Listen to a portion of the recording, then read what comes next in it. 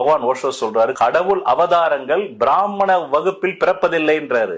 கடவுள் அவதாரங்கள் ஏன் பிராமண வகுப்பில் பிறப்பதில்லை என்றால், வேதம் சொல்கிறது இந்தியாவின் புராதனமான மதமான வைதிக மதம் தான் வேத மதம். பிராமணர்கள் பிச்சை எடுத்து உண்ண வேண்டும். என்ன உண்ண வேண்டும்? நிறைய பேர் நினைச்சிருக்கிறான் பிராமணன் வேதம் உயர்ந்து சொல்லிடுச்சு. பிராமணர்கள் பிச்சை எடுத்து உண்ண வேண்டும். சத்திரியர்கள் குடும்பத்தில் தான் கடவுள் அவதாரங்கள் பிறக்கும் பகவான் ஓஷோ.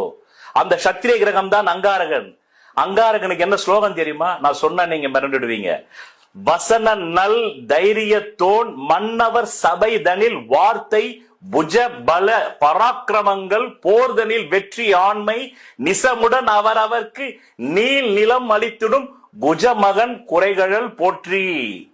அந்த அங்காரகன் தான் ஜோதிடத்துல சத்திரிய கிரகம் என்றோம்.